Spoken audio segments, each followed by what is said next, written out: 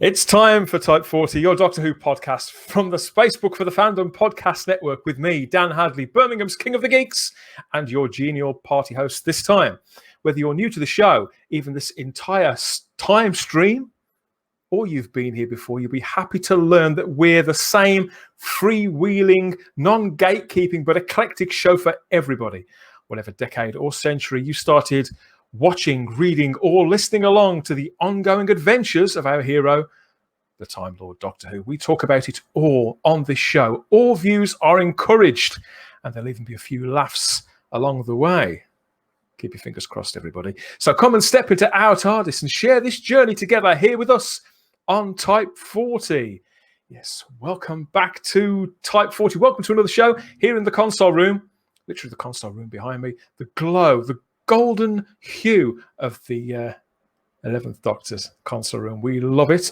And delighted to be back for another slice of deliciously doctorish conversation. And it's a very special show for us. Doctor Who fans, we're always celebrating one thing or another. It's always an anniversary or a birthday of something. And we don't generally do things like this around here, but this episode does mark the third birthday of Type 40 itself. So we thought we'd put up some bunting, some of our own bunting this time, invite a few friends over to hang out and play a few tunes maybe, and probably hang out in the kitchen because let's be honest, at any good party, all the coolest people are always in the kitchen, aren't they? Speaking of which, looking over in the corner by the fridge, next to the Breville machine, somebody fancies a toasted hot sandwich. Looks like they've been on the WKD already. Let's find out with starry-eyed girl Sarah Graham. Cheeky. Does that sound about right, or am I way off mark? I'm definitely in the kitchen. Yeah, all the best stuff happens in the kitchen at parties. Even though it's been a long time since I've been at a party with the recent restrictions. But hey, we're having our own party today. We are indeed. I haven't got the munchies yet, but I'm not ruling it out. So, how are you? What have you been up to lately? What's been going on? I'm very well, thank you. We are gearing up for the summer holidays. The kids have got one more week at school. Yeah. We've finally had some good weather. So it's a bit warm in the UK today. It is. It does make a change. And we're in the fever as well of, it's football fever, isn't it, this last couple of weeks? Of course, by the time this show comes out, you'll know how well England did in that final of the European Cup. But the rest of the nation is really excited about that.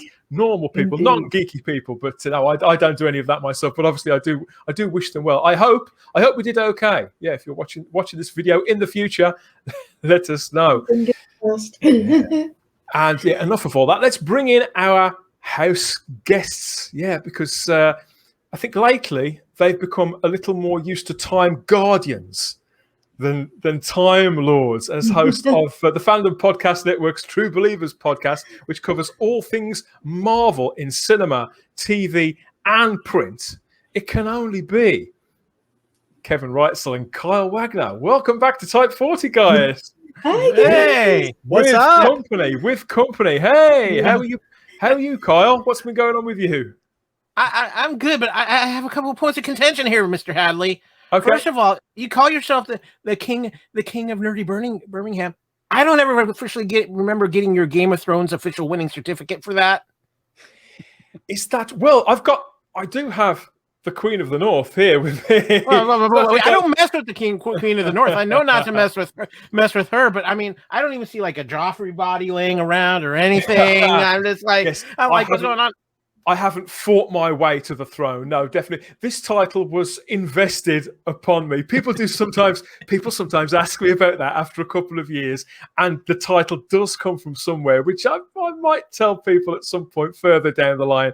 But yeah, it's mostly because it really makes me laugh and seems to make other people laugh too. Kevin, it's been such a long time since you've been on Type 40. Welcome back. Yeah, like maybe 2 or 3 years. Or the beginning or the beginning of the Jodie year. So yeah, that's right. It's way back. I think we're talking about episode 8 or 9. Whenever the Jodie Whittaker era launched, you came in and gave your sort of hot take, but a cold take, as somebody sort of drifts in and out of Doctor Who fandom. That was fascinating. But your work has continued at the coalface of podcasting, hasn't it, on the Fandom Podcast Network? But yeah, how's it all coming along? And True Believers has been going all year so far now, hasn't it? So how's that all going down? It's kind of funny story about that podcast on the network where, we were looking forward to the upcoming year of Disney Plus original programming for the MCU. And literally, I think at the last minute, Kyle, I think you hit me up WandaVision was about. Yeah. WandaVision was about to started. Yeah, WandaVision was about to drop, and I sent a message to Kyle. Hey, do you think that we should have a podcast just talking about MCU? Because Kyle and I are such big MCU nerds. Thus, the birth of True Believers. And it was funny too, Kyle, because I remember asking you, like, what should we call it, and who should be the host? Yeah, that was a short answer. We call it True Believers, and I am the host because I am the mighty Marvel fan around here. But what Kevin fails to neglect to say is, okay, WandaVision's starting. We'll cover WandaVision, and we'll have some breaks. Oh, no! Shortly after WandaVision starts, Disney announces, we're going to have Marvel content every week of the year now. Yeah, we didn't realize how busy we were going to be. And right now we're already on episode 21, 22 right now. So it has been. And when there isn't actually new content on, there's some sort of behind the scenes shows. So it's definitely kept you busy talking about superheroics. There's a lot more to come in 2021. So it's going to be a while until that show's able to take a little bit of a break, I think. You don't know what you've got your work cut out for yourselves there. I think Disney Plus has changed everything for how podcasters don't have a lack of content. Thank God for the weekly drops. Imagine if it all dropped at once, you'd have square eyes after a week. You'd be walking to furniture and things like that. We're going to have a proper catch up over the next however long. We're going to, in fact, I've found the Doctor's secret stash of Aldebaran brandy. So that's just between us. Don't let that get out that's even here. But yeah, before we get into all of that, if you'd like to do some real time travel of your own, each and every edition of this show, past, present, and future, is just a tap or two away on the device of your choice, if you know where to look. And there'll be more about all of that a little later on, as well as a catch-up with the matrix of all knowledge we call the Fandom Podcast Network. Two gentlemen who were well-versed in all that are here with us now. Of course they are. But yeah, we're going to find out about all the other shows going on across the rest of the podcasts on the network. It's a veritable multiverse of madness. And we're going to tell you some more about it. So now that we've got the adulting out of the way, let's check in with getting the party started. What do you say? Hold on, where are we? That's time for me to hit this.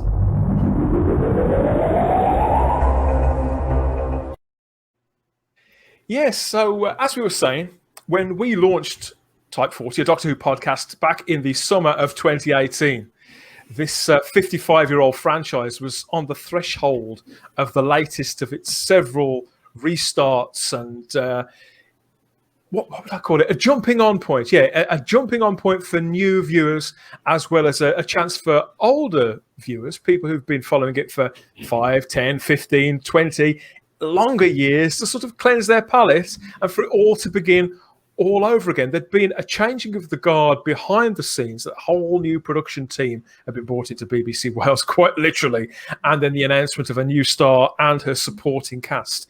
But a lot can happen in 3 years, can't it? A hell of a lot can happen in 3 years. And in the time between the summer of 2018 and now, well, our podcast has certainly taken flight. It's evolved and found a really lovely audience out there who get absolutely what we're about. But at the same time, Doctor Who's own fortunes have twisted and turned a bit like the time vortex. And the show's been shooting some new episodes much of this year, and I'm sure we'll get to see them before too long, those brave souls.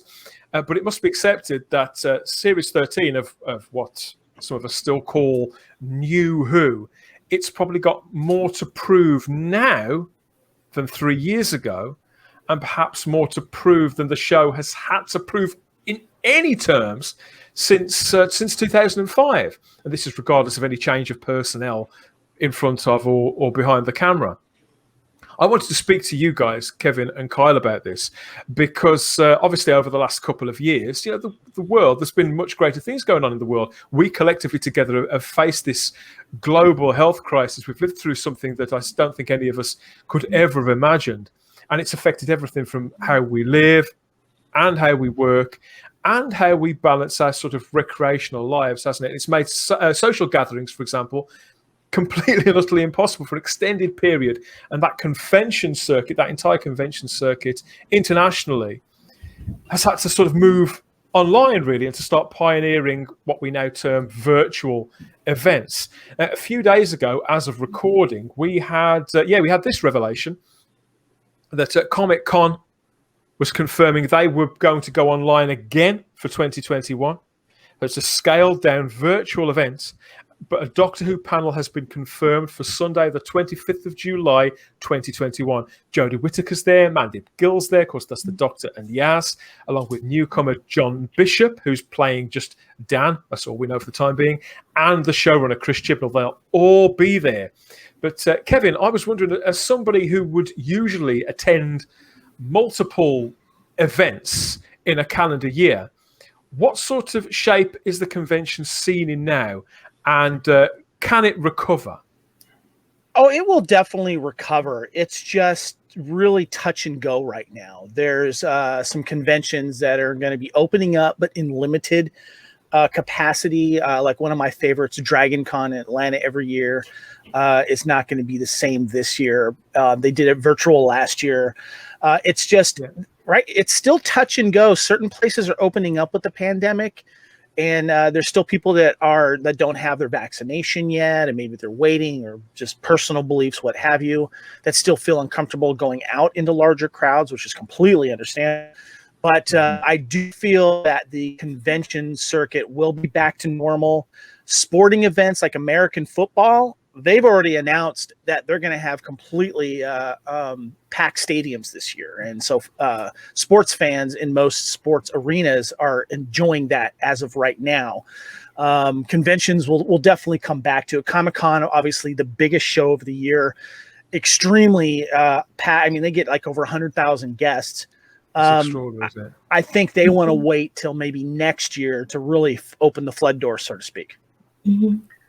So whilst they could have staged a physical event this year, they thought better of it. They thought they'd be more conservative. Yeah, and Comic-Con usually drops around July, which is this month, or August. Usually it's July, and so it was too soon to really kind of do that and keep everyone's. And you have to keep in mind too, one of the draws of Comic-Con, of course, is a celebrity guest and that famous panel hall, which has the biggest stars and the biggest reveals. Maybe they don't feel comfortable coming into a situation like that. So thus they decided to kind of keep it virtual again. Because that place is positively cavernous, isn't it? Hall H. Yes, it is large. Yes. Mm-hmm. Back on an early edition of the show, I think it was episode 5 or 6.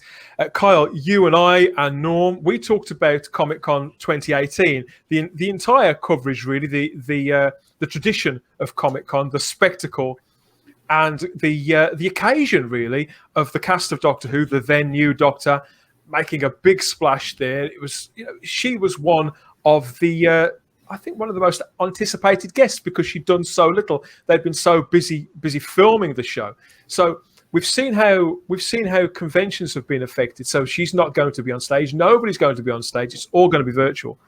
But I was wondering if you think that this is going to be a what would you call it? A mark a sea change, that they're going to take advantage of this gap to maybe evolve the format a little bit to anticipate where things that the audience may want. I think it's going to be very interesting with cons. And in fact, Kevin and I just had this conversation with one of our international friends, Dave Fielding, who heads up the True Believers Facebook page. He was just on the most recent episode we recorded of True Believers. He lives overseas, and he is an annual attender. Yeah, he lives in Leeds.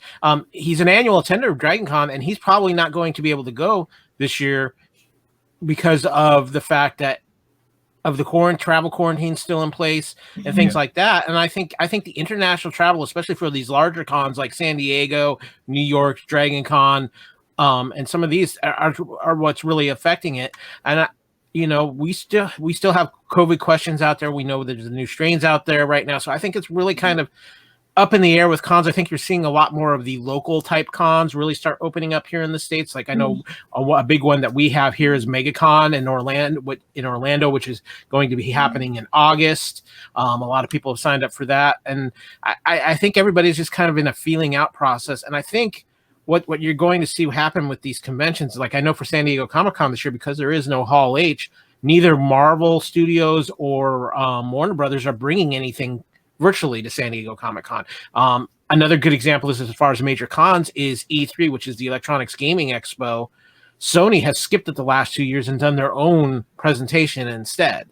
Also, Kyle, there also was D23, the Disney convention that happens every 2 years. That was still scheduled this year, isn't it? But I think they're going to make it virtual. Okay. I believe it's a virtual. Right. It's going to be a virtual event. But as far as cons themselves go, I think we're about. I think 2022 is going to be the year where we see cons kind of become back to what we know as cons. But I still think it's going to be a different environment because I don't think people are still going to be fully ready to get out into that huge crowd yet. As far as a con goes, it's a little different with a sporting event because there's still a little bit of stadium control there.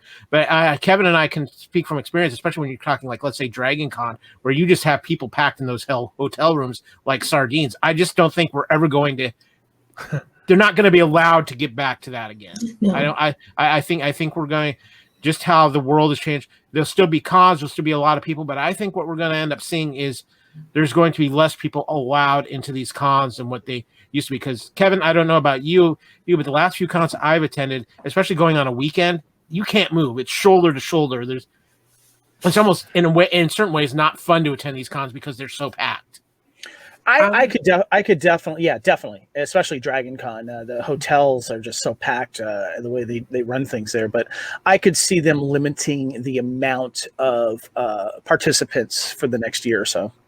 Because there is a thing, isn't there, called con crud, where people who go to these enormous conventions, Sarah, I've never been to one of these not to one, no. But people apparently come back regularly quite ill, like I suppose like kids who've just started school and been exposed.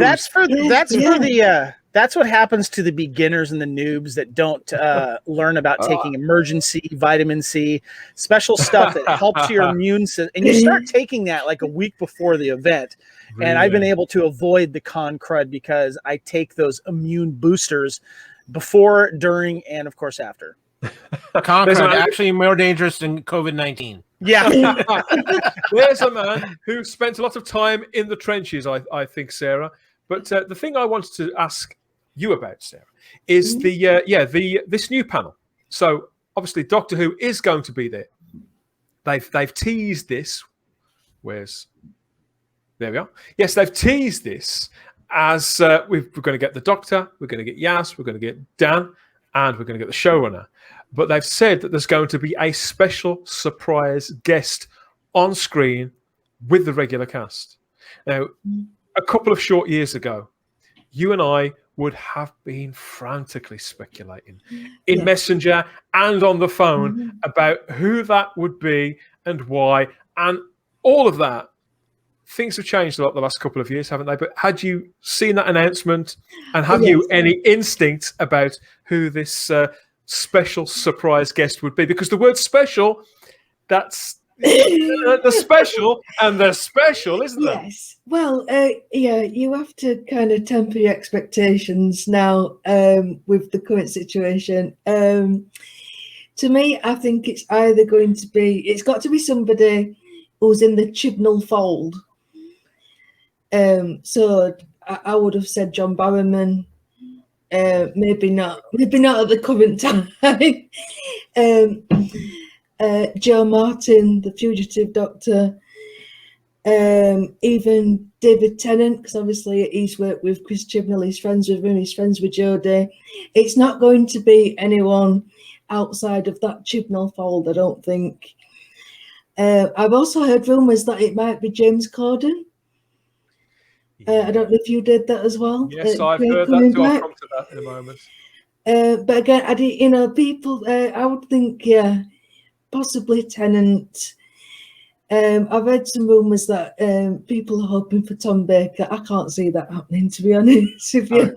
Well, I can tell you now that the James Corden thing was false. I mean, I imagine, as you know, Kevin and Kyle, James Corden at the moment, he fronts a late night talk show, doesn't he? A very, very popular show, which we do get over here too. But he's been in Doctor Who twice. He's friends with Matt Smith. I think he's friends with Jodie Whittaker as well, come to think of it. I got a quick question about that, and I'm been kind of out of the loop with Who news, so keep that in mind. Would they take this opportunity to announce a new Doctor or a new something?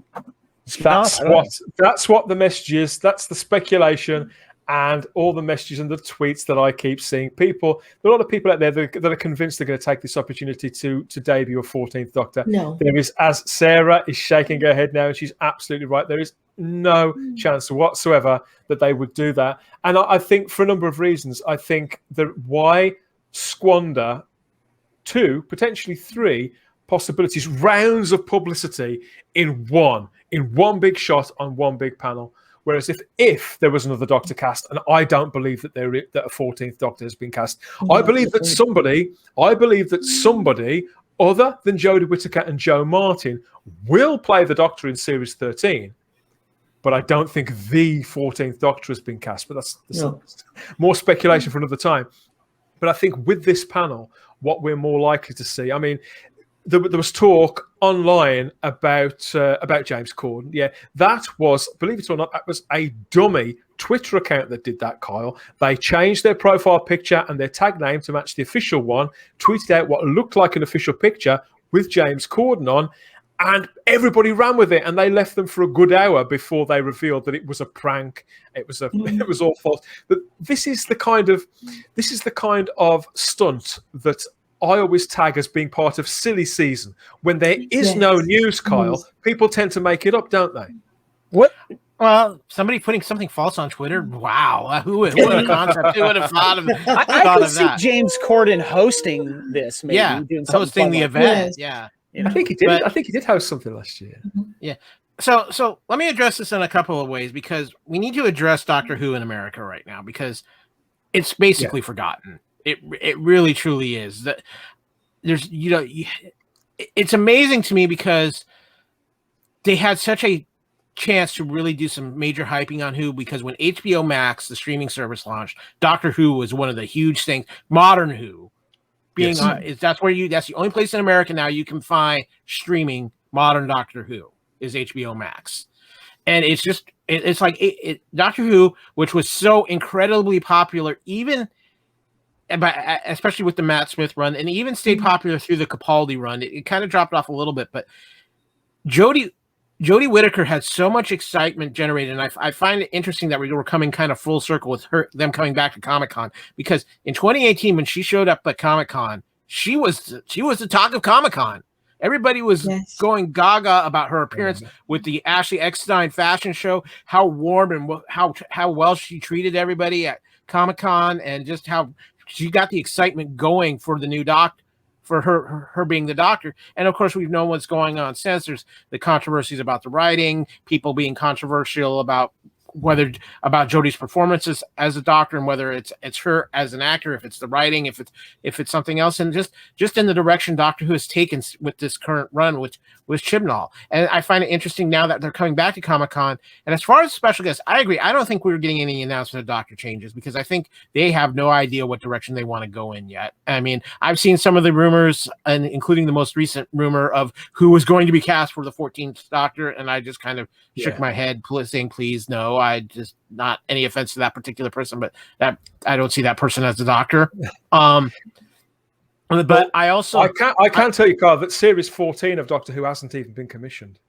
Yeah, and I believe that too. I think we might be looking at another Doctor Who break here for a while after this season as well. But things happen rapidly.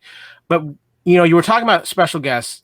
The first name that jumps to mind, and Sarah said it, was John Barrowman, because I really think BBC is realizing if they need to get that. I know Who's ratings are way down in the UK, but I think the BBC realizes if they're really going to be able to lift up Who internationally again, it's got to start here in the United States as well, because when Who was booming big time here in the US, it had become a worldwide phenomenon.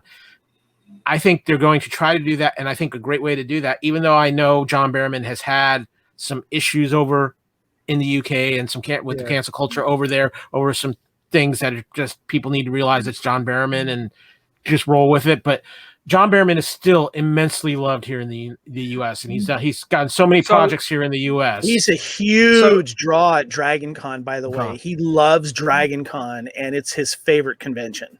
So from your perspective over there in the States, you've heard about what's gone on in the UK with John Barrowman, but it's largely unaffected. The man is still as welcome, still as loved, and as far as you're aware, is still in regular work, because he's been working on both sides of the Atlantic across Arrow and various other shows for the best part of 10 years, hasn't he, Sarah? Balancing it all, light entertainment and drama. Yeah, well, and it's been beloved on both sides of the pond. It was a shame with what happened with this cancel culture. Well, and I think in the case of John, in other words, because there's another major Doctor Who's alumnus who's got some real problems, but in John Barrowman's case, I think here in the States, a lot of people, because of how John has been at conventions and just how he is as a person, know that that's just John being John. And if people would have just said, you know what, John, I'm not comfortable with that, John would have been respectful and stopped it. You don't hear anything about this kind of stuff from the Arrow sets and the DC Universe sets and other shows he's been on. People love John Barrowman over here. So if you're really, I remember last season when he made his appearance on Doctor Who last season, people in America were actually talking about it. Yeah. Captain Jack was back. People were talking about it here. And I think if they're going to get John Barrowman involved again, and I don't know, because obviously we know like the Big Finish took him off the project, and I don't know if how the BBC is thinking at this point. But to me, if you're going to get the US interest in, getting John Barrowman back would be a very good idea. I just don't know if that's it. Well, not only have Big Finish not published that drama, that special Torchwood drama that was David Tennant and John Barrowman together again as Captain Jack and the 10th Doctor, that's been put back indefinitely. I can't believe that will never see the light, but that's by the by, I suppose. So not only has that been pushed back, but a comic book that was supposed to tie into Series 13, starring Captain Jack at Titan Comics, that has been taken off the schedule completely. And that storyline was supposed to correspond and lead into and out of Series 13, Sarah. Yes. So that would lead me to believe that at some point, John Barrowman and Captain Jack were in Series 13. Yes. The likelihood, it really is over here, guys. It's at the point now where you can't really say John Barrowman's name without people at the very least making a joke about it or acknowledging that he has been, in inverted commas, cancelled. And, it's, again, I think the situation between him and the other individual are miles apart. I won't get too deep into that, but over here there's very much a pause on all things John Barrowman, unfairly, and so I believe that he did film material for Series 13, and that behind the scenes there could be some what they would call reshoots, Kevin, about to take place, maybe drafting in somebody else, and that could line up with this surprise guest. I hope so. I am sick and tired of cancel culture. So am I, mate. Thick skin people, come on. The people that grew up with South Park are now, everything offends me. Give me a freaking break, guys. He's already apologized. One and done with it. Go. It's just everyone's so afraid to officially move on from something that was controversial, or what something happened. I miss the old days where Hugh Grant would go on to the Tonight Show and just say, I did a very bad thing, I'm sorry. One and done. He's done with that. He moved on. Now he's in a great situation. Cancel culture, F you. I completely agree with that. I co-sign that. Bring back John Barrowman, man. I love that guy. Yeah, so as much as I'd love to think it was John Barrowman, Sarah, I don't think it's going to be him. No. You mentioned David Tennant. David Tennant always gets my vote. There's John Barrowman. They'll never be cancelled here on Type 40. There he is. Kevin's got him in plastic form. So, my money, Kyle, has to be on David Tennant. I think partly because he's worked with Chris Chibnall before, just as Sarah said. But another reason is the fact that he's so He's so affable to remaining part of the Doctor Who camp, and they keep wheeling him out and bringing him in to basically save Doctor Who merchandise. Yes. Oh, I would normally say that was a very distinct possibility, but there has been a massive shift in David Tennant's schedule, and that is the fact that when the show Prodigal Son was canceled by Fox here in the United States, that immediately greenlit season 2 of Good Omens for Amazon, which is getting ready to start filming. So David Tennant's schedule all of a sudden got a little bit busy. So you know what's interesting about that, Kyle? Sorry to interrupt, but was it Good Omens, right? Is that right? Yeah, Good Omens. That people tried to cancel culture that one. Do you remember that? Oh yeah. Because of So- religious overtones. Because of all the religious overtones, people on the other side of the fence were like, trying to cancel that show. So I think that's a win for against the cancel culture right there. So, which broadcaster is Good Omens on again, Kyle? It's on Amazon. Amazon handles Good Omens. Isn't that the one? Do you remember this, Sarah? That there was an attempt to get Good Omens cancelled, but the body, the organisation that had taken offence, they hadn't bothered checking that it was who broadcast Good Omens. Yes, I do. There was a petition, and it got sent to Netflix. I thought it was. I do remember that. Yeah. And didn't they issue a statement as well along the lines? Yeah, something like "consider it done," even though it was nothing to do. And Amazon kind of, when all that came out, Amazon was like, "Yeah, we're Amazon, so no." We're richer than God, so suck it. That's people pulling the trigger way too quickly without even thinking or checking. I mean, yes, that's the definition of cancel culture right there. Yeah. So, given the fact that David Tennant and Michael Sheen, they take every opportunity to work together, and I'm looking forward to season 2 of that too. I did find it a little rich. Maybe it was that show loved itself quite a lot, but you couldn't help but be won over by it, and I would watch those two guys in pretty much anything. So I'm looking forward to that. I still think that David Tennant might be able to make this panel. There is other talk. Go on, sorry. Can I just throw a name in there, because he's about to get a lot of attention here in the United States again? Oh, Matt Smith.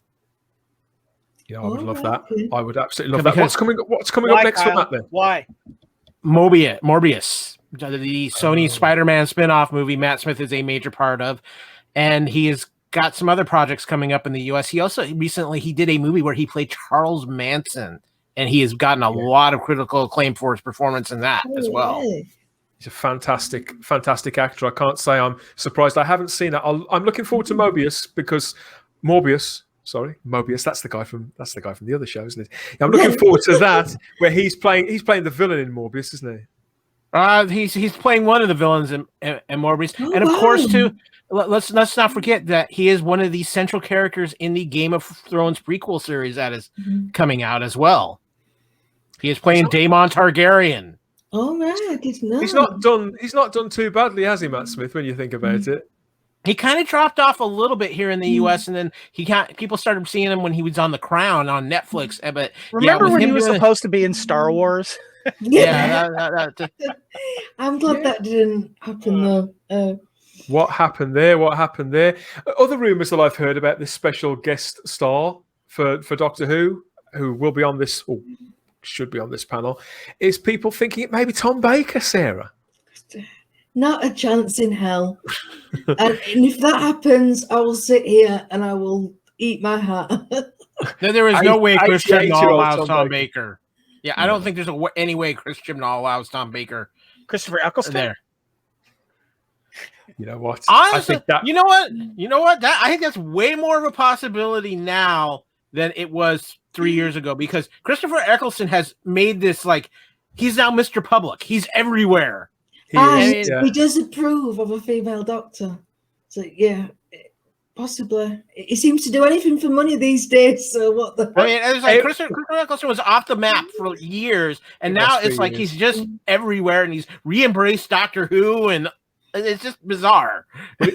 Yeah, he's obviously returned to the part on audio, but every time he does a little bit of promotion, Kevin, for these new audio adventures of the Ninth Doctor, somebody always asks him, so come on, does this mean you're going back to TV? Does this mean you're doing this? Does this, could one day we see it? And he always gives the same response.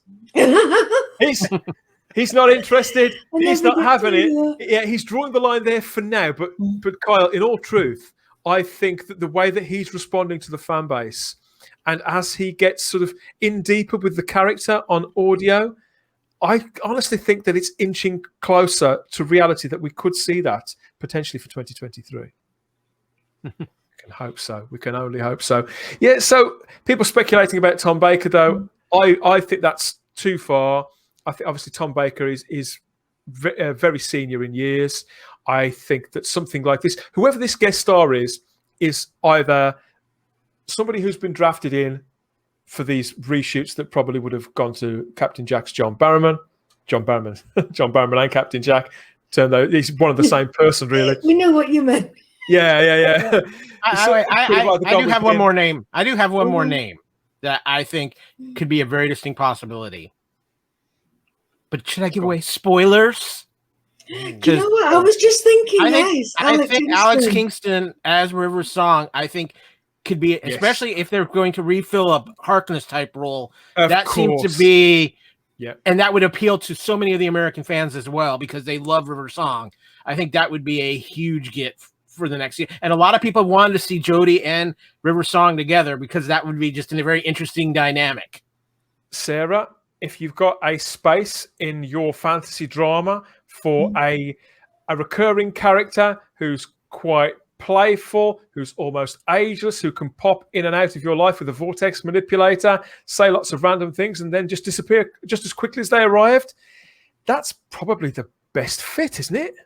Yeah, and and again, Alex is always wanting to come back. She's always looking for an excuse. I think Alex Kingston and Paul Rudd drink the same Fountain of Youth drink because neither one of them age. She looks just as youthful as she did certainly when she was playing River Song originally, and probably when she was back in ER. I've heard other. I had other such a things crush as well. on her. I'll tell you, I had such a crush on her. I still a crush on her. I've heard other things, other characters, people like Carol Ann Ford, Sarah from right at the very beginning of Doctor Who. But I honestly think that you could just pull any name out of the hat, and people will understandably get excited about it because this is the Doctor Who fandom, and that's kind of how it works. In case you hadn't noticed, I mean, Kevin, as somebody who's sort of dipped in and out with Doctor Who over the years, when you see the hardcore people getting so excited, and whether it be radiating affection at the stars, or whether it be promoting a cancel culture, which you and I, all of us here, find unpalatable. But do you think that Doctor Who fans, do they behave any more extreme than any other fan base? Oh, hell no. It's almost like what I'm talking about. I know we're all passionate, and I come from obviously a Star Wars, Star Trek, and of course a Highlander fan base, and they've all had their highs and their lows. And it's like, it feels like the Jodie Whittaker era is like the sequel trilogy era for Star Wars to a lot of fans. But no, it's when you get a real passionate fan base, you're going to wear your emotions on your sleeve. And Doctor Who fans do that. Star Wars fans do that. Star Trek fans do that. And it's all one of the same. And when you're fans of all three of them too, it gets really interesting. Yes, it does. The big Venn diagram. Yeah. You can see the crossover. But understand that you have drifted back into Doctor Who lately, Kevin. Haven't you? You've made quite a big purchase, haven't you, to fill some viewing time. So do you want to tell everybody what you've bought? Yeah. Okay. So real quick, my mom first introduced me to Doctor Who. And I remember watching it on our public net access channels, and the BBC would sneak into those channels first before it came on anything else. And of course, it was the fourth Doctor, Tom Baker. And to me, for the longest time, I thought he was the only Doctor Who, because my mom would be watching. I'd sit down and watch it with her. His iconic look, you can never forget. It wasn't until years later I realized, and he wasn't the first. And so when Doctor Who came back onto the scene in 2006 with Christopher Eccleston, it took me a while to get back or to dive into it. And it wasn't until a few years later, I think it was during the Tennant series, I couldn't find BBC enough to watch it on a regular basis, and I knew I'd missed a bunch of stuff. So I found a way to, let's just say, watch it in an unconventional way, which nowadays might be conventional for some people. When they can't find everything they want, they find other ways to get it.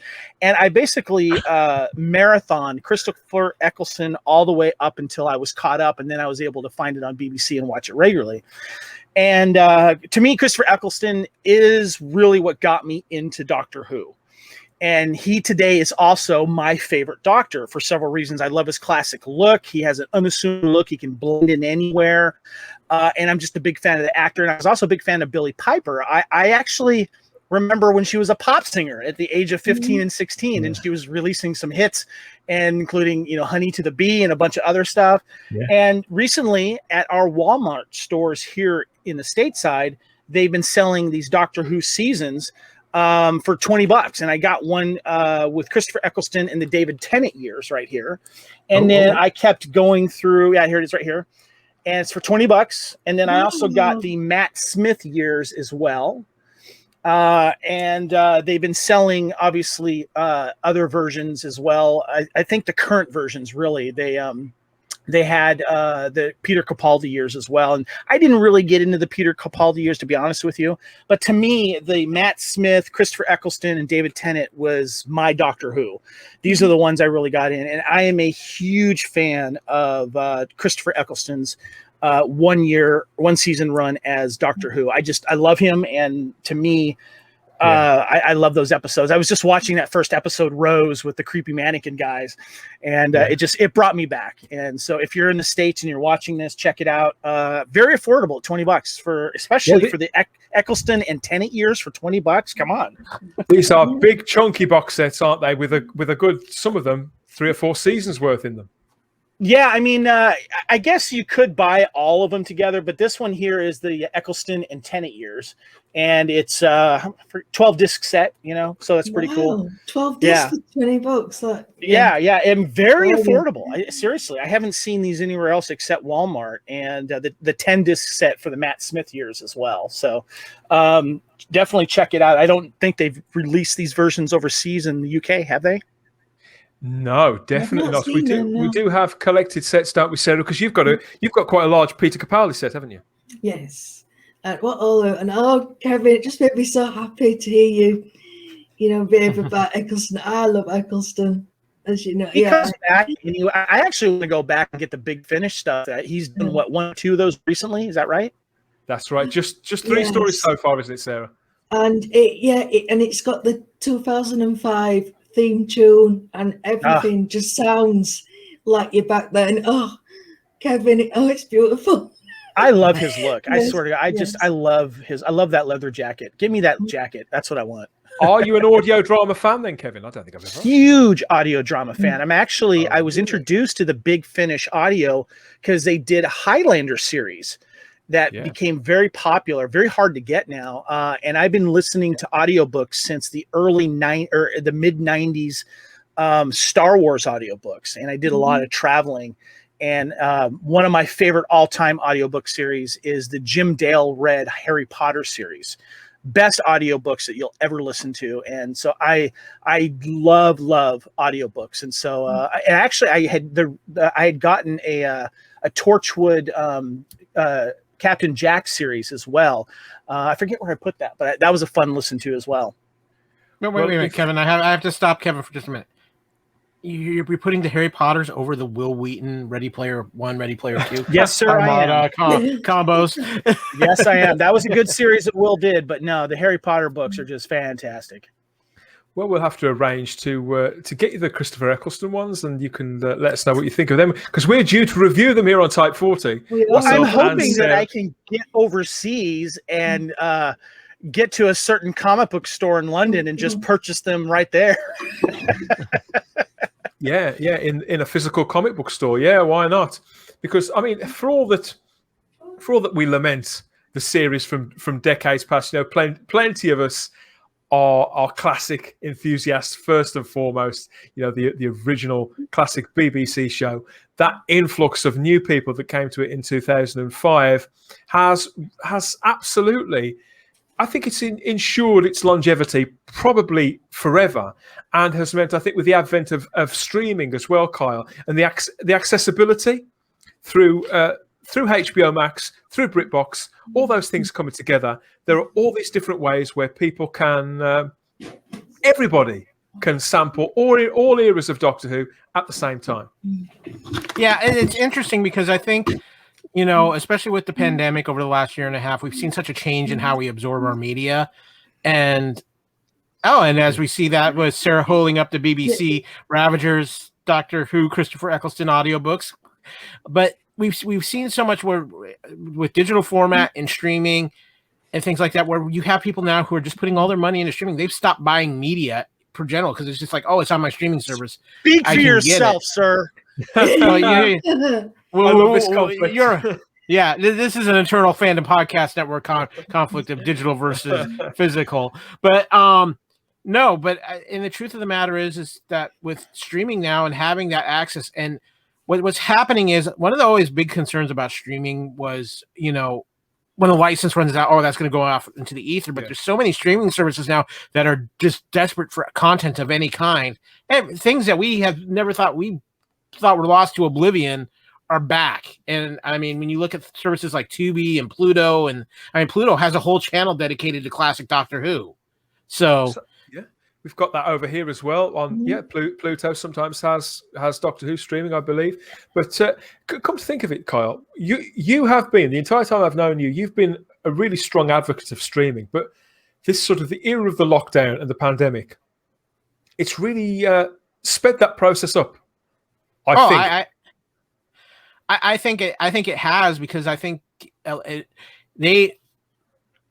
smart business sense kicked in and realizing people are at home. People need content. People need things to do because they can't go out. The streaming services jumped on it. Obviously, the advent of Disney Plus coming out and tying in about the same time this pandemic started, or a little bit before that, was huge. And the fact that we are now in this situation where we're seeing major stars and major tentpole franchises doing things for streaming. Obviously, Disney with Disney Plus, you've got the Marvel, you've got the Star Wars, you've got Paramount now bringing the Fast and Furious stuff as one of their big tentpole franchises. Obviously, everything they're doing with Star Trek these days, whether you're liking it or not, there is a ton of Star Trek on Paramount Plus more than now.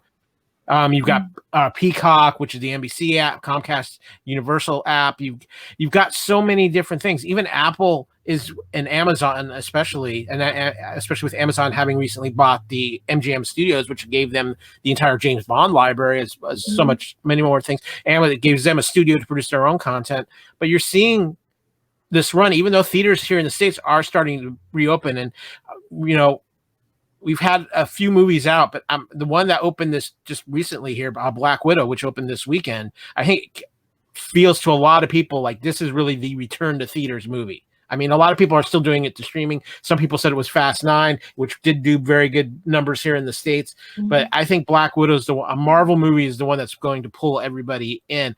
But I still think we're going to see this kind of amalgamation when it's all said and done, where you have more streaming options through streaming. But I'm not going to say necessarily like going to the movie theaters is going to go away, but I think even Kevin can agree with me on this.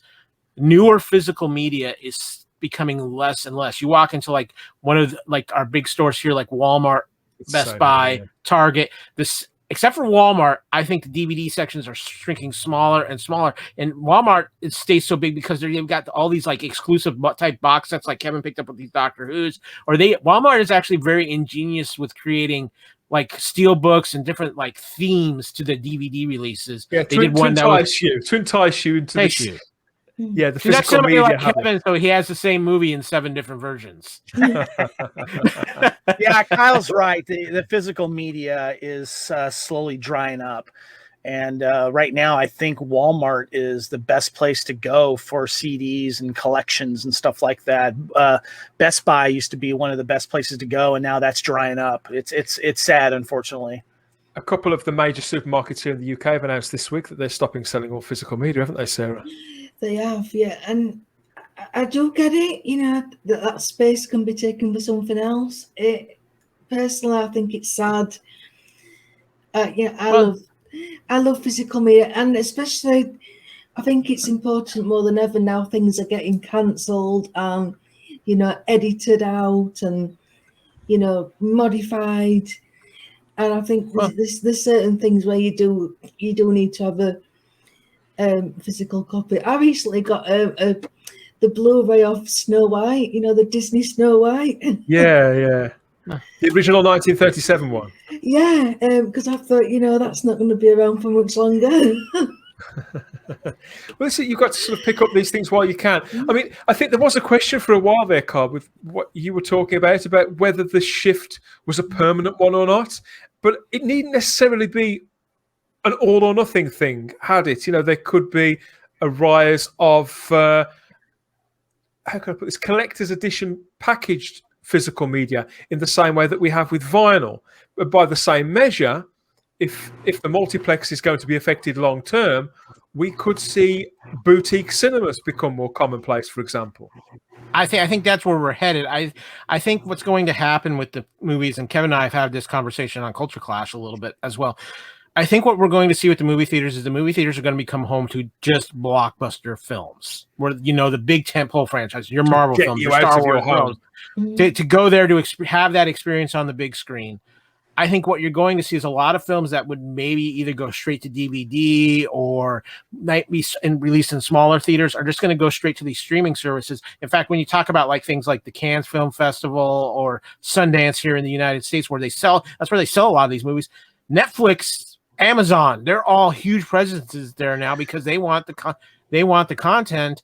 But what's happening is, and the perfect example I can get on this, I just listened to another podcast recently. They were talking about the movie A Quiet Place 2, which came out recently, and how they insisted on wanting to have it in theaters. But the problem is it's going to change how actors get paid too, because a lot of actors get what they call back end money, which is money out of the box office. And that's not happening as much anymore because these things are going to streaming, or with the pandemic, like A Quiet Place 2. Universal now has a deal with the major movie chains here in the US where they put their movies on their streaming service 45 days after they're been in the theater. So you're going to get that initial rush for the people who really want to go see this in the theater, but you're going to have a lot of people who aren't comfortable yet going to the theater, or just like, I have this home theater set up, I've got too much else going on, I'll see it when it comes out on streaming. And what's happening is now these actors aren't getting the bigger back end pays that we were getting just before the pandemic. So it's going to be very interesting to see how that's going to change Hollywood here in the US and things like that. It's an interesting situation going on. If you don't mind, Dan, I want to touch on the physical media thing just one more time here. Cool. I think that there's trends when it comes to nostalgia. Vinyl is back. We can agree with that, right? Yeah. New albums are being released by I mean, right now it seems like you'll see more albums now in stores than actual CDs. Definitely. But I've seen actually audio cassettes nostalgia start to creep back in too. I saw at a store, I think it was Urban Outfitters store, they're selling Walkmans, like the see-through versions, and I would buy one of those. Yeah. I would. But there was like some cassette tapes of some older albums, but not too older, like maybe within the last 10 years, that they were selling as well from recent pop stars like Britney Spears and stuff. But I think that the nostalgia, even VHS, I've been seeing VHS players slowly make a comeback. They're expensive. That's why I'm picking up some ones at work at like thrift stores and stuff. But I think that it will not, I think it'll suffer for a little bit, but I don't think it's going to completely go away. We'll have digital, but too many people love holding it in their hand as a collectible as well, and opening it up and looking at the cover art and the booklets that it might come with and stuff like that. So, and I think there's certain fandoms that will survive because of that. And I think that Doctor Who, Star Wars, Star Trek are among those fandoms that will keep that interest alive. Even if you have to go on eBay and spend a little bit more for these out of print ones and stuff, I think that they'll still stay alive and stay above water. Hopefully. I'm amused by the idea of picking up, Kyle, an analog cassette of a Nirvana album, the way that I would have done in the early 90s.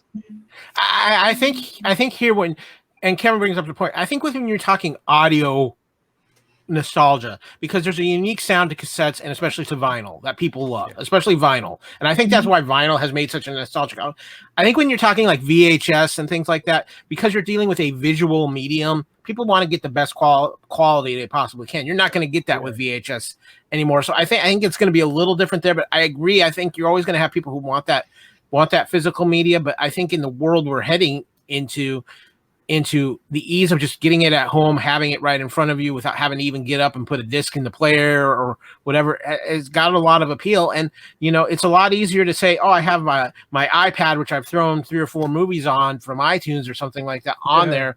And for plane travel, because I don't want to pay the huge money for airplane Wi-Fi, have things to watch digitally on, and you have access pretty much anywhere.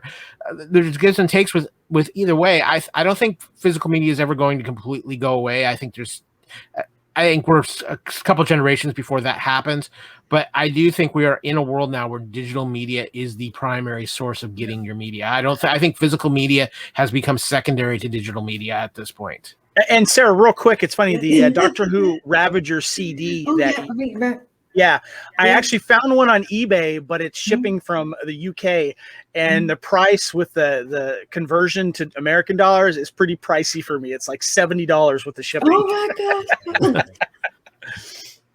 God. I think about all the things that you've said about streaming platforms, and they are hungry for material, for content, aren't they? I think the thing with Disney Plus sort of proves that. And we look at Paramount Plus, which the CBS All Access is now Paramount Plus largely, isn't it? Correct. But they've expanded it considerably, but it is an extension, an evolution of the same thing. So that's going to compete with Disney Plus. So we've got the home of Star Trek, we have the home of Star Wars, basically kind of joining battle in the streaming wars. And then we look over to Doctor Who. It becomes all the more conspicuous, I think, Kyle, where you look into Doctor Who's corner and it's tumbleweeds. They're struggling to get... I mean, it's incredible in the pandemic that they have managed to film anything, that aside. But this problem has not been a pandemic thing, has it? We've had 10 episodes of Doctor Who every now and again for a few years now. I think when you're talking... Here's what I think has unfortunately happened to Doctor Who streaming on HBO Max, because it was going to actually be a centerpiece for HBO Max.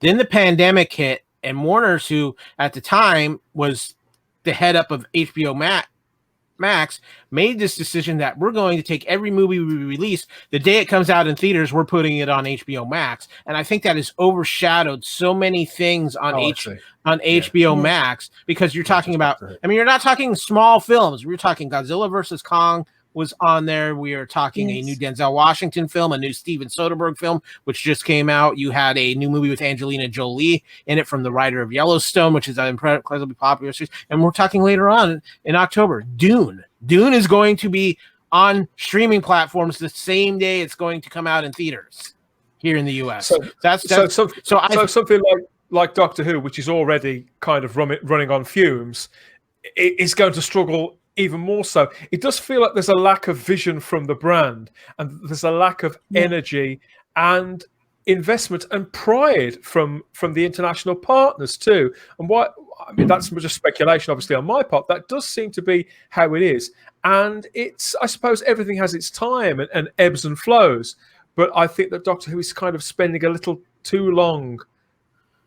I think it doesn't help, especially here right now. I think there's two shows going on. One's kind of on hiatus, but it's coming back later this year. But there's two shows right now that really have a lot of heavy Doctor Who vibe, in my opinion, that are people are saying is doing Who better than Who. And obviously, I kind of said that as a joking, but the Loki series on Disney Plus, a lot of people are. But there's another series out there that is kind of taking that little bit of that Who feeling to it. And that's, Kevin, I know you're familiar with the show too, the HBO series The Nevers by created by Josh Whedon, who is obviously out on that show now, but Jane Epstein, who kind of took it over, she was Whedon's kind of right hand for a very long time. Of course, Josh Whedon is in the middle of his own cancel culture issues right now as well. But The Nevers was an outstanding show that people are really excited for the second half of the first season to come out. But a lot of people are really feeling like those two shows have kind of stolen a lot of the Doctor Who type vibe aspects. So I think I'll have to go and catch them. Because you've got, Tom Hiddleston, very popular actor, very good looking, very, easy on the eye anyway. What are you going to rather watch? Tom Hiddleston being Loki and doing what he does best, or scrunch face in a rainbow t-shirt. It's just. I'm sorry. Did you say scrunch face? Scrunch face. You kind of just scrunch face. She scrunches her face quite a lot on the show. Yes, and it's Loki. It's part of that bigger mythos of the MCU. It's been regularly promoted. Disney Plus is doing really well. I've not watched it yet. I've seen the trailer, and obviously I'm interested because I really like Loki as a character.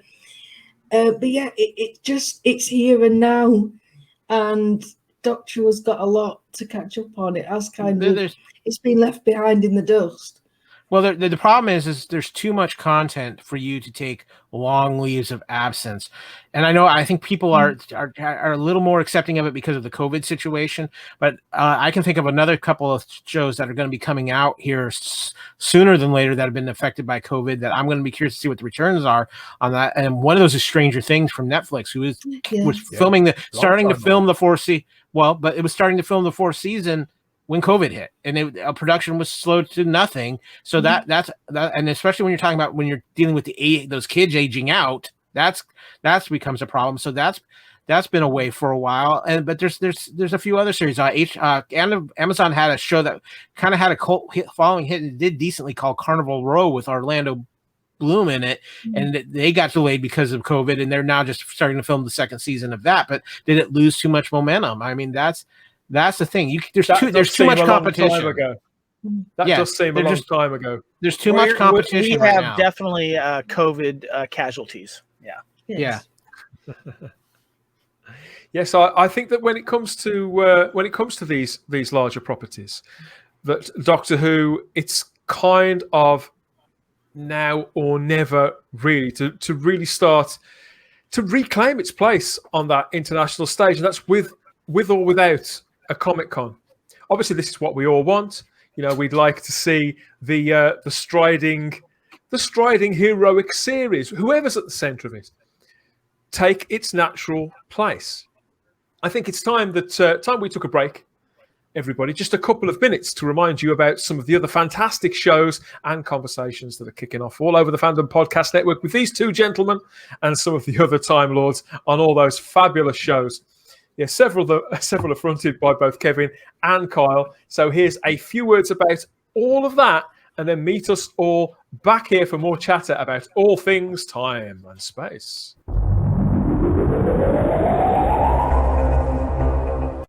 Thank you for listening. We hope you're enjoying this podcast. We'd like to continue to feed your ears by inviting you to listen to these other great shows on the Fandom Podcast Network.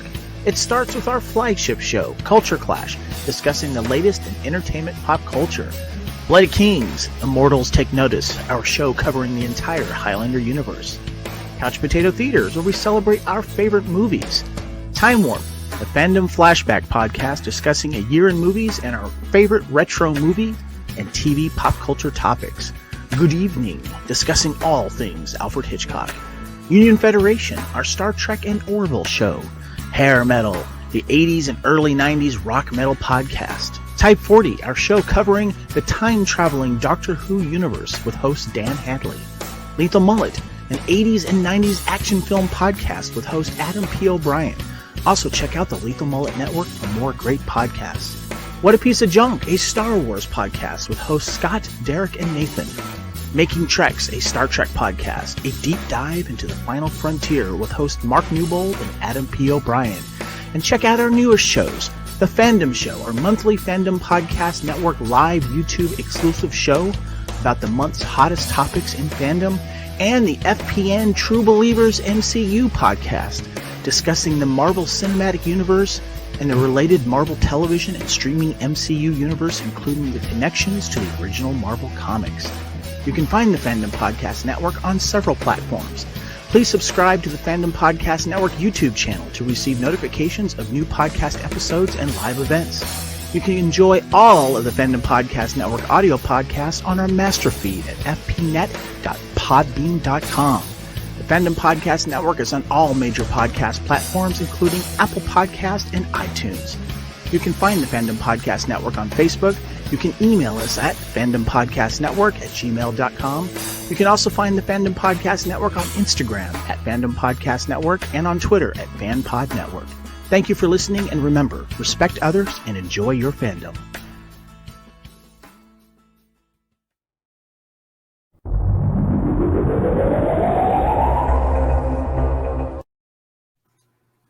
Yes, we've teased and tantalized you there, or more, I should say he has.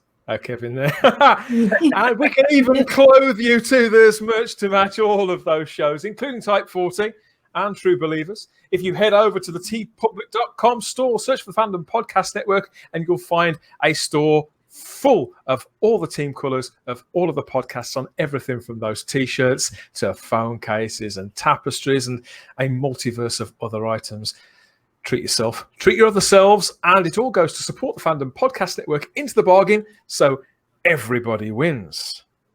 We're back with Kevin and Kyle and Sarah here on Type 40 for our third birthday party, having a casual chat and checking in with all the franchises, all the geekiness. So much geekiness that it's pouring out of my ears, everybody.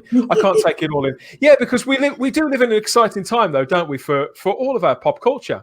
And, we talked about it a little bit before the break about the streaming wars, really, the expansion of home streaming, home media at the expense of physical media, how things change. But it does seem to be that there are things that never go out of fashion. And that's probably these three things. So, Doctor Who in 2021, it's still, I would say, hanging in there as part of what we all call the big three. So those three franchises. I think you could throw Marvel in there now as well.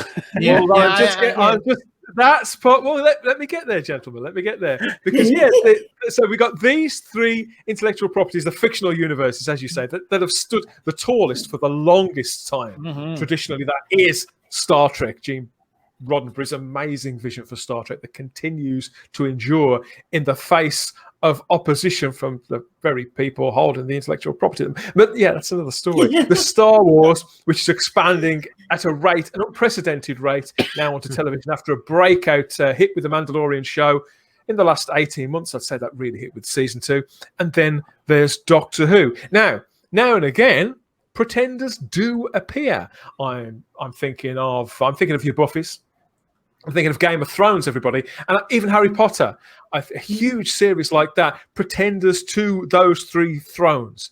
But I don't think that any of them have managed to either unseat one of the three or convincingly kind of draw up a fourth chair, claim that as their own throne, and turn the big three into the big four. But that's about to change, I think. There is one franchise, you've just mentioned it, the Marvel Cinematic Universe. Now it's been around for 13 years. That's longevity. It's arguably standing culturally tall and relevant. Is it time to change it from the big three to the big four? What do you think then, Kevin? It's to use a gangster term, they've now become made men. They have done something that has never been done before. Okay. Is combine all of these films into one fluid, large story, as well as highlighting individual characters in these films. And that has never been done before. And they are definitely coming up and adding a fourth chair to that table. I know Kyle's got words. Oh, I have words because I don't think there's just one franchise. I do think there are two, but I am as willing to say right now, not only is Marvel at the table, they are the winner of Game of Thrones right now because they are the head of the table. But the MCU is the biggest franchise in the world right now. It is bigger than Star Wars. It is bigger than Star Trek. It is bigger than Doctor Who, because right now you can't go in. It's worldwide. They film these things all over the world. The faces are recognized all over the world. I think even the weakest Marvel movie, and most of those come in when Marvel first started making movies. But even the average films pull in huge money and the faces are recognizable. But I do think there is not just a fourth, but a fifth franchise that we need to add to. Okay, what are the fourth and fifth then? Well, Marvel obviously being the fourth, and I think the fifth is definitely more US and more, I'm going to say, based in Asia for its popularity. But when you look at the money this franchise brings in and the fact that we are now 10 films in on this franchise. Oh, yeah, that's a good point. You're talking about screeching tires, aren't you? Doing donuts. And I am talking about screeching tires. I am talking about the Fast and Furious franchise. Whether you like it, whether it's so over the top. They're knocking on the door to come in right now. I think they're in. I think Vin Diesel's kicked down that door.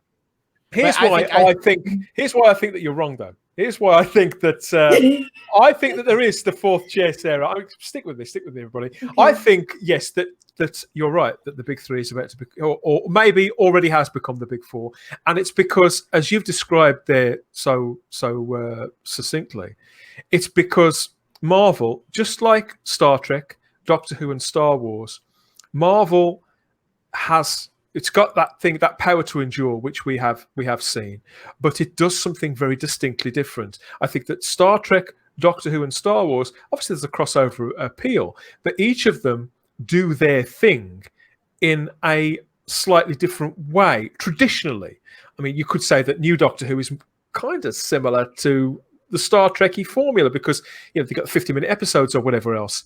But really, at its core, the way it tells its stories is still different. So they're very distinct universes, and the way that they deliver their material is distinctive. And so is the Marvel universe. So is everything that Marvel Studios do. Even with their move over into TV, you could say they're making TV slightly differently than everybody else. Whereas with Fast and Furious, I love those movies, but they are kind of just movies, just blockbuster movies. They're immensely successful, and they are into double figures now. Yet I reject your appeal. I think I know what you're going to say. What do you think? What do you think, Sarah? Where do you sit on this one? Well, I think you're all wrong. Hey! I kind of agree. Yes, there was the big three, and I think Marvel could be a fourth. I would also put James Bond in that category because that's endured from the 60s. But I think where we are now, I think all of these are kind of dying out, apart from like the Die Hard films. I think the biggest franchise right now, I would say, is YouTube. And people doing their own entertainment. I know what you mean. That's not. I mean, at first, when you first hear that, it's not really a franchise, but I don't know, as a medium.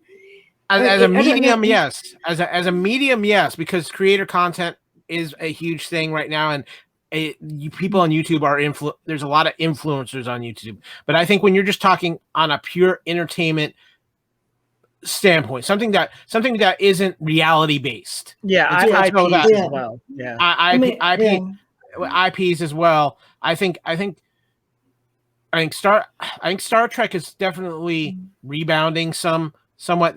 I'm very excited for Strange New Worlds when that comes out with Anson Mount as Captain Pike. I think Picard is going to improve on it. I know Discovery's a mixed bag for some people, but I do like the direction they are headed in with Star Trek. I think Doctor Who is kind of in this one of its periods where, it needs to be reshuffling the deck. And I'll be honest with you, The Mandalorian saved Star Wars, in my opinion. Yeah, absolutely. What do you think then, Kyle, are the key tenets to making an enduring fandom as well as franchise, the kind of things that bond us all together? I think the perfect example of it's a twofold example, and Kevin and I have had this conversation. Agrees with me heartily. Star Wars made. I'm going to use Star Wars here because I truly feel with the last sequel trilogy, and it can get into a bog, but I'm going to say this: I don't truly believe that the last Star Wars sequel trilogy had any cohesiveness to it, and they did not listen to the fans.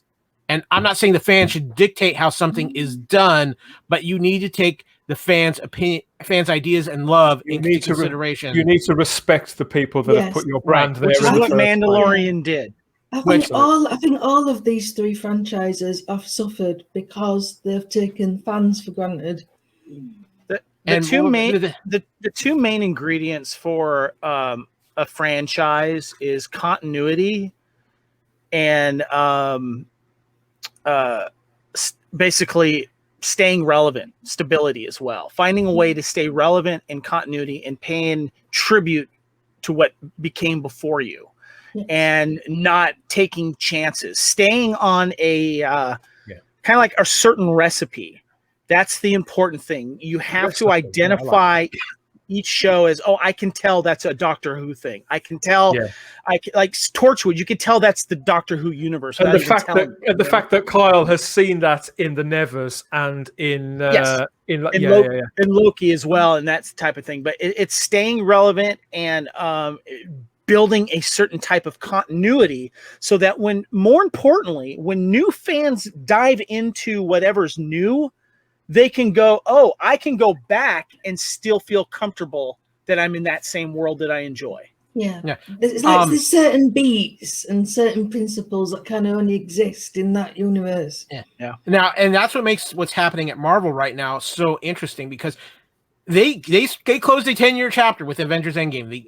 And kind of closed it to where, and they have said we're moving forward. That story is told now. We're still in the Marvel universe, but these are new stories. You don't necessarily have had to have seen the Infinity Saga if you're just jumping into the Marvel universe now. But what's important about that though, Kyle, is that going forward, you feel the effects of Thanos' snap and what happened. Yeah, they haven't ignored that, which is brilliant.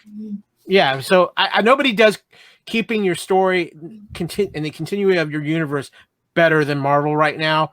I do think Doctor Who has the capability of doing that, but right now I think they have people in the position. I think this is what's happened with a lot of these franchises. You have people who are trying to reinvent the wheel. I think it's happened a little bit with Doctor Who. Kevin, the Last Jedi, that movie's effect. I mean, we won't get too deep into all this, but the Last Jedi, the effect that had on the fandom and what it did to the lore is the equivalent happened to Doctor Who with the finale of the last season of Doctor Who, The Timeless Children.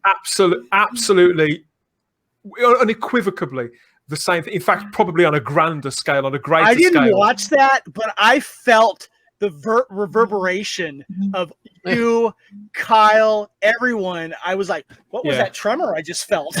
It was like, it must have been like hearing the Death Star destroy a planet, however far away, and feeling the tremor. I was just like, what happened? And Kyle kind of explained it to me, and I was like, oh crap. It was cataclysmic, and it has completely ruined the series for so many people that I know.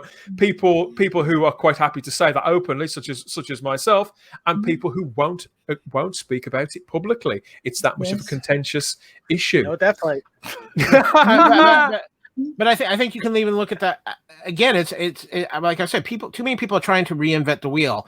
Marvel isn't trying to reinvent the wheel. They're realizing, hey, we've got to keep the reel rolling. We've got to make some adjustments here and there. I think when you look at Star Wars, what happened with the trilogy, with the last trilogy, is because of I think honestly because of some Disney influence, Disney wanting to make it feel like it was more their own property and have their own characters.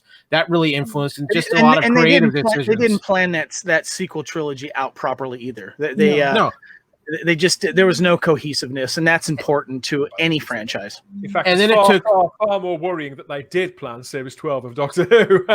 But in Star Wars' case, what happened was they realized somewhere along the line somebody realized, wait a minute, and they brought in a Dave Filoni and a Jon Favreau who have a lot of respect, and they kind of have reset the wheel. Right? Is it fully there yet? not yet, because I think we still have a lot of things to come with Star Wars that's going to prove some things, but we're getting there. And then, like, I look at Star Trek, and I know a lot of people were kind of turned off by some of the things that have happened with Star Trek Discovery. I know Picard, for some people, they really liked it. Some people, it was a bit of a mixed bag. Everybody I talked to, though, is very excited for Strange New Worlds, because that was something that came out of Discovery that people loved. They loved Anson Mount as Captain Pike. They even liked Ethan Peck as Spock. And, having Rebecca Romijn. Listening to the audience, responding to demand. I think that no matter how, and the end product may not be to their taste, but the fact that they did listen, it's just like when they changed the design for Sonic the Hedgehog in the Sonic movie. They heard and they did something about it. In this instance with the Star Trek show, they're thinking, okay, we're making these shows that maybe we're creatively happy with, but something out there in the audience is not being satisfied, not being served by the shows we're presently making. Listen to them. They want this show. They want this Pike-centric show. They want potentially traditional Star Trek. Let's see if we can make it. We don't know if they're going to deliver it again, but let's see if we can make it. Whereas at the moment, all we're getting from the BBC at the moment is this sort of, okay, we make, God, I can't get my words out. We make this set amount of episodes. You get them when we say you're getting them, and they are as we imagine them. And if you either like it, which is great, but if you don't like it, keep it to yourself. And if you do speak about it, you're a sexist. You will insert your ist or phobe slur against your personal character, which is frankly untenable for any franchise, any relationship between a program maker and its audience. Looking at, I want to remind people that True Believers is a podcast on the Fandom Podcast Network, and Kevin and Kyle are the hosts. They're going panel by panel, installment by installment through all that new content on Disney Plus. But it's one of just several shows that you've created and ran together now for years now, isn't it, guys? For years. You were invaluable. You've been invaluable. That takes me back, that picture. You've been so trusting of me and generous with this brand and with your time, inviting me to front Type 40 for the network. It's honestly some of the most fun I've ever had in my whole time as a Doctor Who fan. And my theory is that if I'm enjoying it, if we're enjoying it, that comes across and includes those who are listening. Everybody's enjoying it, no matter what we're talking about, even if it brings us a little bit of angst. I don't know. But what I wanted to ask, while I've got you both here, is what do you think is the place? We've talked a little bit about YouTube there, but what in 2021 and going forward is the place of podcasting in all this, in the popular culture landscape there, Kevin? Podcasting has become more popular than anything right now. And 2020 had a lot to do with that, to be honest with you. A lot of people were trying to fill the holes of entertainment. And, Kyle have been doing this since the beginning of 2016. And, we've been working on our craft and getting better at it, but also hoping to provide a network that had just more than one goal and one show to entertain. And, it's been a lot of fun and an interesting journey, and it takes a lot of work, but huge celebrities now host their own shows. And it's such a convenient way to follow your favorite people and topics. There's a podcast about everything, and you can all find it on your device and listen to it wherever you go. You don't necessarily do that with movies, because then you got to keep your eyes, peeled to the small screen or a big screen. It's the new radio, and it's just a great way to keep things going forward. And I see it just getting bigger and bigger. Sarah, you mentioned earlier on YouTube. There's a crossover, isn't there, between YouTube? Because here we are, we're both in audio form and video form today. Yeah. There's a crossover between YouTube and podcasting, isn't there? But what are the differences for you? Because you run another show before Type 40 as well. You've been podcasting longer than I have. So what do you think of the differences, and what do you enjoy the most about it? It's a way to, talk with your friends. About it's the equivalent to me of like going to the pub or going to a cafe or going to a convention. You meet up with your friends, you talk about what you've collected, what you've watched, what you've enjoyed, what you haven't enjoyed, and just have a chat, whatever you're passionate about, whatever comes up, because there's a lot of people like us where maybe our family and some of our friends, our social network maybe aren't geeky or aren't into Doctor Who. I mean, that's certainly the way it is for me. So, being able to find and connect to people who love Doctor Who as much as I do and enjoy it, it's just so much fun. There's the hobby element to it as well, and you get so much pride out of it, because it's something you've created with your friends. Dan, you put the art together, and everything's what you've done, and it's and it's just lovely to be able to connect. I mean, on YouTube you get it, through the chats. Podcasting, it's slightly more different, but people can still get in touch with, and I just think people respond in different ways. I think sometimes watching somebody on YouTube on screen is the best way for it, and sometimes it's being on a podcast, listening to it at your leisure while you're doing something else. And still, it's like that radio show that you'd listen to every week. I think it's just like Kevin and Kyle would say, it's like the evolution of radio, I suppose. But it's still in your home, it's still that personal connection, and I think that's why it's just going to keep going and going. My favorite aspect, hanging out with my friends. I mean, obviously it's very difficult for me to hang around with you lot because we're in different countries, different parts of the world. But yeah, we get to hang out and have fun. The podcast has given me the opportunity to meet people and talk to people I wouldn't normally do. Like we had Kenny Smith on from Vortex magazine. Love Kenny. And it's like, just to see that name, and they'd be like, oh, I know that name, and actually get to talk to them and have a laugh, and then find out they're absolutely bonkers and they've got a trashing puppy. We have met some wonderful people. Some of them are sane, Kenny. Some of them. But and the camaraderie when things go wrong.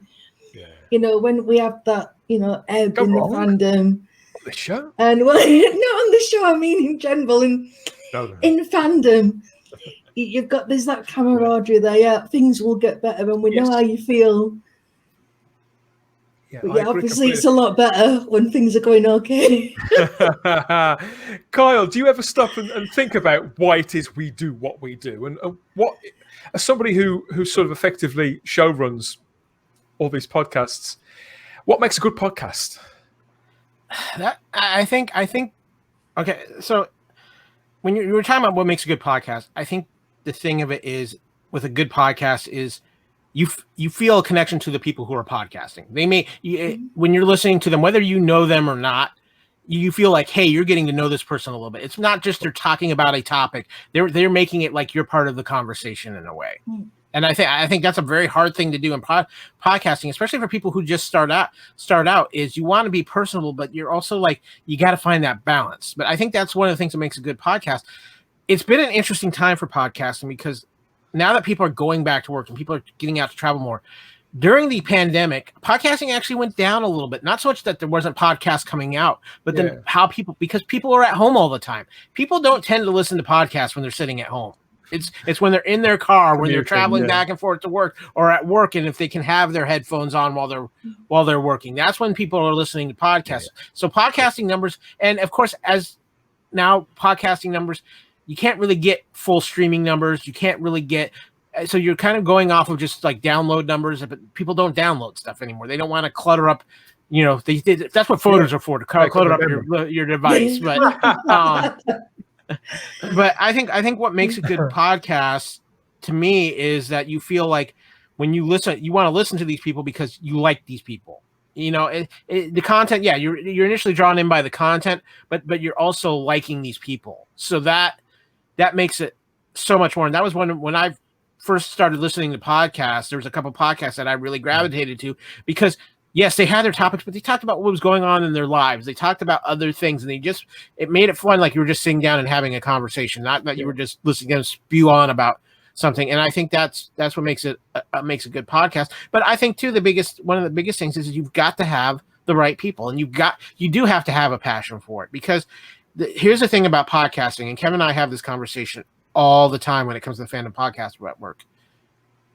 When we start feeling like it's work, it's time to take a break from it a little bit, whether we just don't do a couple any recordings for a week or whatever, because when it starts to feeling like it's a job, that's when it's time to step back and go, wait a minute, because unless you're somebody like on a really high end, like some of these celebrities, or like Bill Simmons here in the United States, who had a huge following when he left ESPN because he was doing pop culture for ESPN. He started his own podcast group, The Ringer, and they were bought by Spotify and all kinds of things happened there. But you're not in this for the money. You're not going to make a career out of podcasting unless you're already an established celebrity, or you just happen to get that catch of you caught it on fire. Joe Rogan said that this week, just this week, in an interview on his own podcast. He was talking to somebody else, but he was talking about how that sort of borderline where he doesn't believe that he became, well, he had already had a career before he was a podcaster, but his massive fortune, he doesn't come from podcasting itself, but the podcasting has been a platform for him to achieve other goals in life, to achieve other wealth, either literal wealth or a wealth of experience, I suppose, Sarah. Kind of like you said about the people that he meets and the conversations that he has and the doors that it may open. Yeah, and for me, and Kevin, I think you'll agree with this, is that, and Sarah brought it up, it's more of the people I've met and the friendships I've developed and things like that have really I've enjoyed out of podcasting. That's what what podcasting has brought to me. My closest friends, unfortunately, don't live near me. My closest friends are the ones that I've been podcasting with, or I have spent time with elsewhere, and the pandemic obviously has kept us apart more because of that. But yeah, it's has a lot to do with the people that you're invested in, the people you care about. But like, what will kill a show is if you're not, if the host is not engaging, or if it's someone, a pair of hosts or what have you, that is not doing it for you. And it helps to also podcast with people that you care about. And that's a big thing about this in the Fandom Podcast Network. Well, speaking of which, Sarah, thank you for everything you've done for the show and for me over the last 3 years, whether you're on the mic or not. We've had some giggles. Have you got any favourites? Have you got a specific favourite moment of the last 3 years and just over 80 episodes of Type 40? Probably the Christmas episodes that we did. Because I remember when we first started, we took it really seriously, probably a bit more seriously than we should have done. But obviously, we wanted to learn and develop, and we wanted to impress these guys who's been doing it for years before us. And then I think when Christmas came along, we just kind of chilled out. I think there might have been some alcohol involved. I think there was on my side, and maybe Simon's as well. I can't remember. And we just joked around, and we had that silly quiz questions, and I don't know, everything's just kind of clicked. And actually, this is fun, this is what it needs to be. And as Kyle correctly said, if it's not being fun, there's a problem somewhere, and you need to take that time out. And I think after that one, I think it just hit me kind of like that. Okay, I can't, relax, and just have a good time. And I just think that shows now. We have our in jokes. When things go wrong, we just go with the flow. It's not that big disaster anymore. That was a show where I played it back. I thought, this is going to be. I either spend weeks editing this, or I just accept that it is what it is and put it out, and it worked really, really well. We really did have a lot of fun. Kyle, I hate to say this, my friend, but you've just been nudged out of the lead as the person who's co-hosted the most of these shows by the delightful Simon Horton, our TV industry insider. You've been on a serious amount of them. Do you have a moment that you particularly remember from your time on Type 40? I think for me, what I remember is not so much a moment, but it's watching how much you've grown, Dan. from when Norman and I first reached out to you and asked you about coming on and then taking over the show, and just seeing how much you've grown as a podcaster, and seeing the family for Type 40 that you built with Sarah and Simon and everybody else. And I'm going to come across sounding like a proud parent here, because I feel I just see how far you've come in such a short time, and what you've done with Type 40 and how you've grown it and made it this phenomenon that really is, I think, a major factor in a lot of people's Doctor Who landscape now. That it's something I'm very proud of. And like I said, you built this brand between not only Type 40 but with the Spacebook and everything like that. And what you've done is just phenomenal. And the fact that you dove in with all your passion on it, and just how you've handled yourself and conducted yourself. That when I think you've had some great moments. It's been fun. It's been fun going back and forth with you, trying to bring you back from the edge during the last couple of seasons of Doctor Who too. But truthfully, that when I look at Type 40, that's my favorite thing, is seeing what you've built here, Dan, and how much you've grown, and just how much we're glad to have you part of the family. I would like to add to that. And to kind of change a phrase that you mentioned when you were messaging us, Dan, you are no longer greener than Kermit's butt. So you have done very, very well for yourself, and we're very proud of you. And Doctor Who fans, I think, have found a wonderful place to help celebrate their fandom, and that has a lot to do with you, sir. Well, here. Praise redacted. thank you, both. That's very sweet. But thank you for the opportunity. And we're going to keep doing what we're doing and keep involving you guys out there. Keep having those conversations, that interaction, that sense of community. It's really important to all of us at the Fandom Podcast Network, at the Spacebook, and at Type 40. Let us know what you think in the comments section. Get in touch. Let us know which your favourite moments are from Type 40's past, be that Type 40 or Type 40 Live. We genuinely want to know what you'd like to see more of, or not.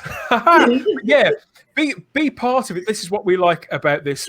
I do feel like we are just one side of this, and the people who receive the things that we say and interact with us are just as much a part of the family.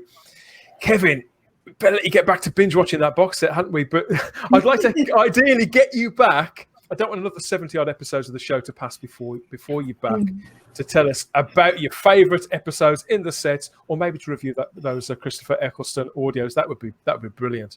I still need to get you on to do a special on Dempsey and Makepeace. I forgot about that. Yes, I'll set that up now that things are back in order. I'll absolutely set that up. But I'd love to come back. That'd be fun. You have to give me a nudge now and again and remind me. And just remind you out there, the Doctor Who San Diego Comic-Con 2021 panel will be moderated by Melanie McFarland, whoever she is, on the Sunday, the 25th of July, 2021. Exact time to be confirmed, but you'll get to see Jodie Whittaker, should you feel so inclined, along with Mandip Gill, that's right, newcomer John Bishop, and the world's worst showrunner, Chris Chibnall, and that surprise, yet to be confirmed guest. Did you hear that in the background? That's the old girl starting up and calling time on this edition of the show. I'll be back with more Type 40 soon. You can look out for that wherever you found this. It could have been on. It could have been on the Type 40 podcast feed, that dedicated podcast feed, type40.podbean.com, due to popular demand, or over on the podcatcher of your choice. Apple Podcasts, for example, Spotify, Stitcher, iHeart Radio, Google Play, TuneIn, or the Podbean app itself. We're also on YouTube, the world's largest streaming platform, on the Spacebook's YouTube channel, or on the Fandom Podcast Network's YouTube channel. Catch all of that over there. We're still on the Fandom Podcast Network's Master Feed. Of course we are, along with all those other fabulous feasts for your ears over there. Maybe you'd like to get in touch and have your say. You can reach out to us all at Type 40 through our social medias, Instagram and Twitter at Type 40 Doctor Who, or email us type40doctorwho@gmail.com. Had to check there. Always get that wrong. Yeah, let us know what you think, whether we're getting it all right or getting it all wrong, and some of your greatest hits, what you're looking forward to for Doctor Who going forward. And what do you think about that question? Is it now the big four or is it the big five? Is Carl right about the Fast and the Furious? I'd like to know. I'd really like to know what people think about that. If you're feeling really brave and fancy some real-time, extra-dimensional chit-chat, go over to Facebook and join the Type 40 Facebook group. That's just hit its fifth birthday. And people of all ages from all over the world and a few other worlds. We've got a few suspicions about some of them, but they're sharing everything classic and new in Doctor Who. Kyle, where can people hear more from you or get in touch with you on social media? Well, you can find, of course, the Fandom Podcast Network at fpnet.podbean.com. We also have a Facebook page, Fandom Podcast Network. You can find us on Twitter at FanPod Network, also on Instagram, Fandom Podcast Network. Me personally, you can hear me on any of those great shows over there at the Fandom Podcast Network, including on occasional Type 40 here and there. You might even be able to get me to come back after the Comic-Con panel, because I think there might be fun things to talk about there. But also, too, personally, you can find me on Twitter at AKyleW or on Instagram at AKyleFandom. Did you catch all that, everybody? Catch all that? I'm out of breath. I don't know. And Kevin, how about you? If people want to hear more of your dulcet tones, where can they hear more of you and interact with you on social media? I am on Instagram and Twitter at Spartan_Phoenix. Of course, you can find me at the Fandom Podcast Network. And I just want to give a shout out to our other fan favorite show on the network, where we talk all things Highlander, our Blooded Kings Highlander podcast. And my buddy Lee Fillings and I dive deep into Highlander. We're getting a little excited because of the announcement of Henry Cavill as being part of the new Highlander reboot. And that is a strong, passionate fan base, and we've been waiting for something new to help introduce new fans to Highlander. At least he's a Brit, Sarah. At least he's a Brit. Congratulations, actually, while I've got you. Congratulations on 150 episodes of Blood of Kings. It's a superb podcast. I'm a big Highlander fan. I haven't heard it yet. I've downloaded it. I know it's a big round table. It's the ultimate. It's the gathering, basically. So if you love Highlander, you definitely want to check that out. Yeah, we're celebrating 35 years of the original film, and we got together Grant Kempster from Highlander Heart, who has been forefront of Highlander fandom for over 20 years now. And we got the Highlander Rewatchers, the other great Highlander podcast, and we all got together and did a gigantic super show, and it was a lot of fun. Wait, Kevin, because you're the one here, I'm assuming you have a nice collection of podcasting heads somewhere in your place. Oh yes, yeah, they're just out of camera over here. So, yeah. Give me the prize. Give me the prize, Sarah. What are you up to? Where are you doing it nowadays? What else is going on with you? Well, when I'm not with you on Type 40, you can find me over at the Doctor Who Chat YouTube channel, which is every Saturday night at 8 p.m. UK time. We do Panopticons, which is like a general roundtable. We just have a chat about what's going on. We do the Game of Rassalong, which is a quiz. Unfortunately, I didn't do very well last week, but yeah. It go with the flow. It's the taking part that counts, Sarah. It is indeed. It was a lot of fun, but yeah, it wasn't my round last week. And we also do like structured kind of topics where we do a particular area. We just did one on the Silurians and the Sea Devils. That was really good. And the next one we're doing is the 10th Doctor, which is coming up this month. And you can also find me at the Script Doctors, which is on the Geek Inside YouTube channel. We've recently just done a performance of the Happiness Patrol, where you'll get to see me channeling my inner ace. And on the 25th of July, we are doing the TV movie, and I am playing Eric Roberts Master. So that's going to be a little bit. Cast as a villain again. Cast as a villain again, but yeah. Yeah, you're the villain at the PTA, I bet, aren't you? Is it? People just think I'm nice. But, oh God! Well, yeah. Good luck with all of that. I'll be listening. I'll be watching. Very, very, very brave. Yeah, taking on that role. You can. Yeah, watch your eyes. You have to wear the contacts, do you? I'm not wearing the condom. I'm gonna. He has like a Terminator get-up, so it's just gonna be a leather jacket and the sunglasses. The Ray-Bans, yeah. And you can find me. I'm scattered throughout all of space and time, but mostly on Twitter and Instagram as the Spacebook, where I'm wheezing and groaning and posting about everything geeky inside and outside of the TARDIS. Woo, yeah, thanks again, everybody. And as always, thanks to you for being here, celebrating with us. We always have the time. If you have the space, here at Type 40. But yeah, that's it for now. More next time. Safe trip, happy landing, and all that. Bye-bye.